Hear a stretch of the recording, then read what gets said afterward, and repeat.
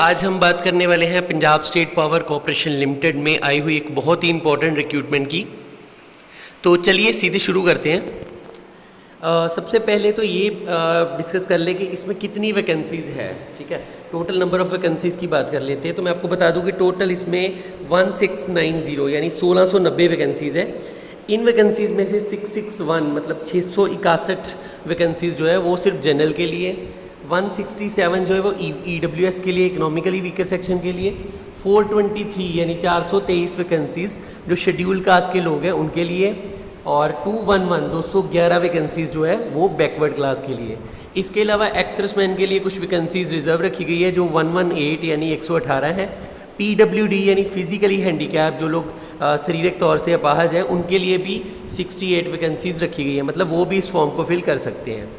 इसके अलावा जो स्पोर्ट्स पर्सन होते हैं उनके लिए 34 वैकेंसीज़ रिजर्व है, और फ्रीडम फाइटर के लिए 17 वैकेंसीज़ रिजर्व है। तो टोटल 1690 वैकेंसीज़ रिजर्व है। लेकिन इसकी एक कंडीशन भी है जो मैं आपको बताना चाहता हूँ।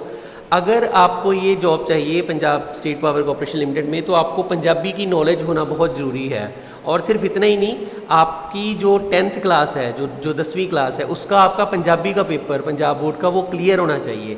अगर आपने किसी और बोर्ड जैसे हिमाचल बोर्ड, हरियाणा बोर्ड या जम्मू बोर्ड से की है, और अगर आपके पास 10th में पंजाबी नहीं थी, तो आपके लिए फिर पंजाब स्कूल एजुकेशन बोर्ड का पंजाबी का पेपर पास करना ज़रूरी है। अदरवाइज़ आपको ये पोस्ट जो है आप नहीं अप्लाई कर सकते।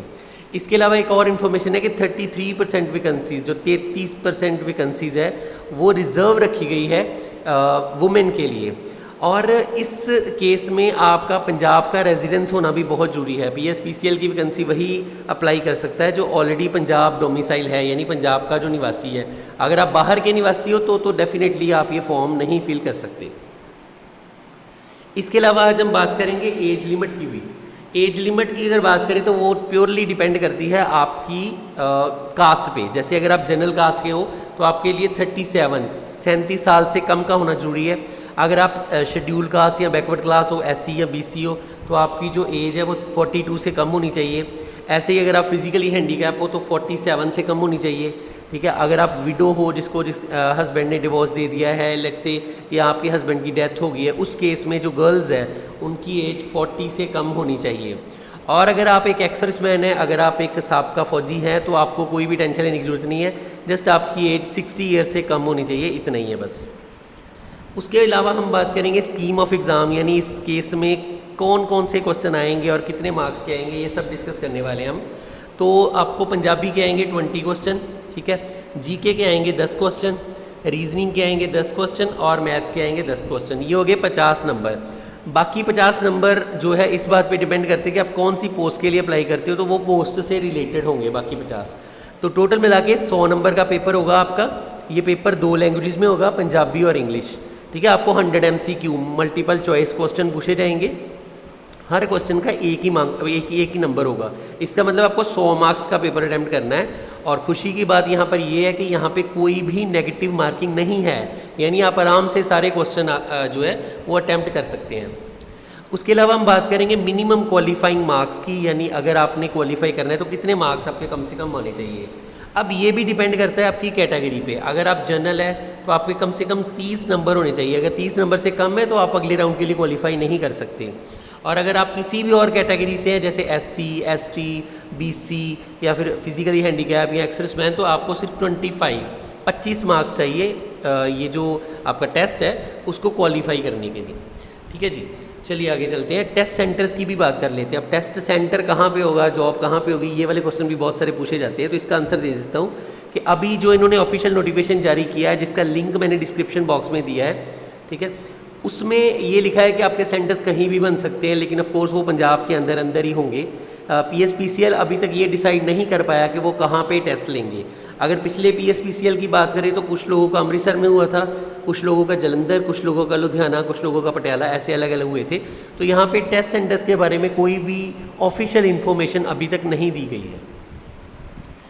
अच्छा, अभी बात करते हैं सैलरी की। तो सबसे पहले जो सैलरी मैं बताने वाला हूँ वो सिर्फ बेसिक सैलरी है। वो आपके जो बाकी चीज़ें मिलती हैं, जैसे आपको पीएफ में मिलता है या डीआरए एचआरए मिलता है, उसकी मैं बात नहीं कर रहा।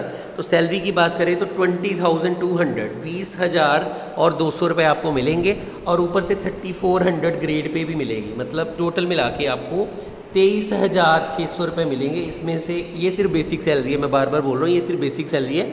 बाकी सैलरीज़ का अभी डिसाइड होना बाकी है, वो आपके क्राइटेरिया के मुताबिक ही होगा, जो भी गवर्नमेंट के रूल्स है उसके मुताबिक ही होगा। लेकिन अब मान के चलिए कि 23,000 आपके इन हैंड तो आएंगे ही आएंगे, ये कम से कम इतने तो आएंगे। अच्छा, अभी बात कर लेते हैं फ़ीस की। अगर आपने ये फॉर्म फिल करना है तो कितनी फ़ीस आपको पे करनी है। देखिए, ये भी आपकी कैटेगरी पे डिपेंड करता है। अगर आप शेड्यूल कास्ट या फिज़िकली हैंडीकैप है तो आपको पे करने हैं 590 रुपये।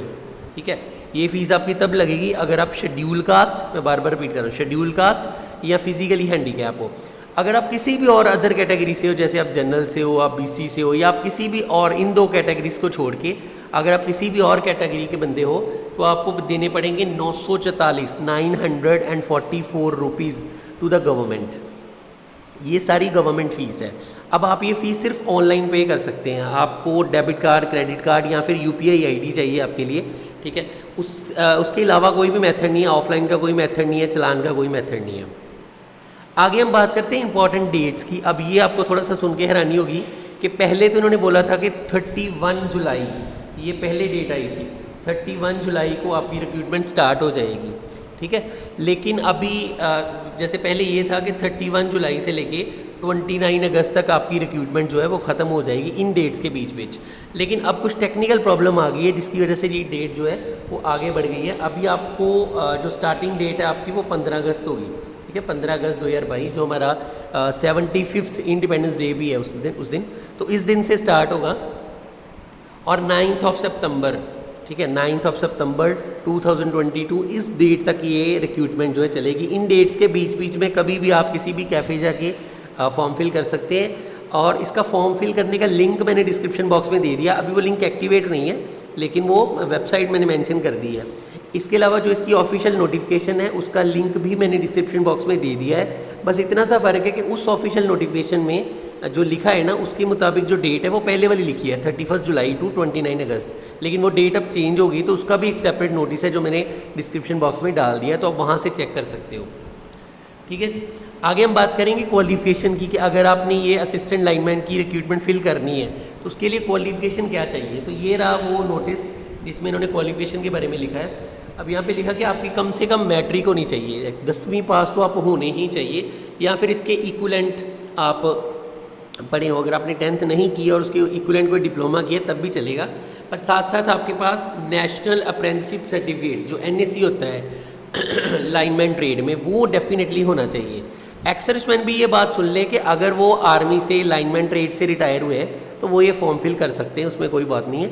लेकिन जो सिविल लोग हैं उनके लिए 10th पास करना जरूरी है, और उसके अलावा NAC यानी national apprenticeship certificate lineman trade में होना बहुत ज़रूरी है। इसके अलावा जो कैंडिडेट्स 10th से ज़्यादा पढ़े हैं, जैसे उन्होंने +2 की है, डिग्री की है, तो अगर उन्होंने +2 की है तो उसके साथ साथ उनके पास डिप्लोमा इन इलेक्ट्रिकल इंजीनियरिंग होना चाहिए, इलेक्ट्रिकल इंजीनियरिंग का डिप्लोमा। ठीक है, और उसके अलावा ये जो चीज़ है national apprenticeship certificate in lineman trade, ये तो होना ही चाहिए, दिस इज़ द मस्ट, ये सबसे ज़्यादा ज़रूरी है, ये आपके पास होने चाहिए। तो 1690 वैकेंसीज़ के लिए असिस्टेंट लाइनमैन ALM की ये वैकेंसी है। ठीक है, जिसके बिहाफ पे आप ये फॉर्म फिल करोगे। ठीक है जी, और एक और नोट भी लिखा है कि जो कैंडिडेट है उनके पास national apprenticeship certificate lineman trade में होना चाहिए। First date of document checking, जैसे आपके रिटर्न के बाद आपकी डॉक्यूमेंट चेकिंग होगी तो उसमें जो पहली डेट आएगी आपकी, उस टाइम पे आपके पास ये सर्टिफिकेट होना ही चाहिए। अगर नहीं है तो आपको सीधे सीधे रिजेक्ट कर दिया जाएगा। इसका मतलब अगर आप सिर्फ 10th पास हो तो ये फॉर्म नहीं फिल कर सकते, आपके पास NAC का जो लाइनमैन ट्रेड में डिप्लोमा है या नेशनल सर्टिफिकेट है वो होना कंपलसरी है।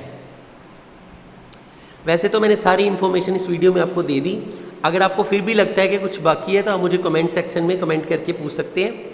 इसके अलावा अगर आपको ये वीडियो अच्छी लगी तो इस वीडियो को लाइक कीजिए, कमेंट कीजिए, शेयर कीजिए उन फ्रेंड्स के साथ जो ALM में जाना चाहते हैं, जो PSPCL ज्वाइन करना चाहते हैं। आज की वीडियो में हम यही बात करने वाले हैं। नेक्स्ट वीडियो में एक और जॉब के साथ मिलेंगे, तब तक के लिए नमस्कार।